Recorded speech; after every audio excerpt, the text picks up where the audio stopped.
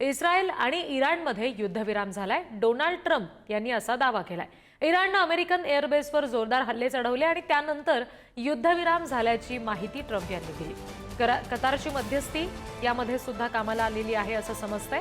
अमेरिकेचा युद्धविरामाचा प्रस्ताव मान्य झाला अशी माहिती ट्रम्प यांनी दिली। इराणकडून कतारमधील अमेरिकन तळावर क्षेपणास्त्र हल्ला करण्यात आला होता, तर इराणने मात्र युद्धबंदीचा अमेरिकेचा दावा फेटाळलेला आहे।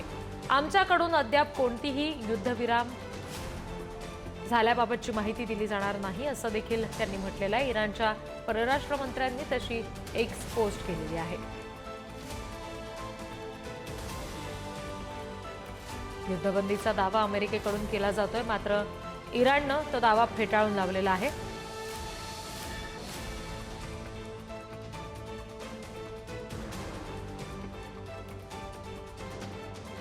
इस्रायल इराण संघर्षामध्ये नेमकं काय आता प्रत्यक्ष घडतंय हे पाहणं महत्त्वाचं आहे।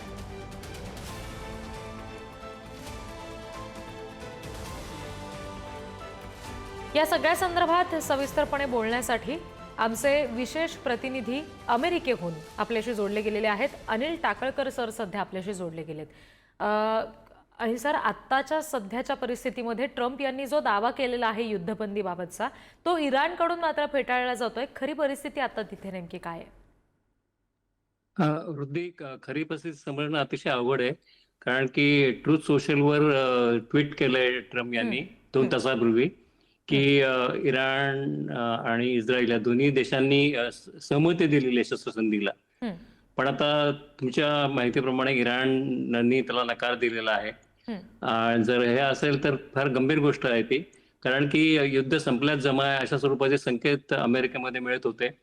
अमेरिकेचे उपाध्यक्ष जे JD व्हॅन्स आहेत त्यांनी पण सांगितलेलं होतं की आता युद्ध संपल्यातच जमा आहे आणि वाटाघाटीच्या आशा आता पल्लवित झालेल्या आहेत।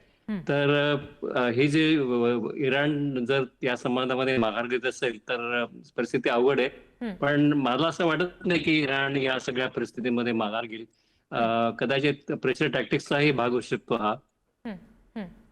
अगदी सर, आणखी एक गोष्ट अशी की भारत आणि पाकिस्तान यांच्या दरम्यान जेव्हा युद्धाची परिस्थिती निर्माण झाली होती त्यावेळेला सुद्धा अमेरिकेकडून अशा पद्धतीने ट्रम्प यांच्याकडून दावा केला गेला होता की आम्ही मध्यस्थी केली, त्याला यश आलं। आता पुन्हा इस्रायल इराणच्या बाबतीत सुद्धा तसंच काहीसं होताना दिसतंय।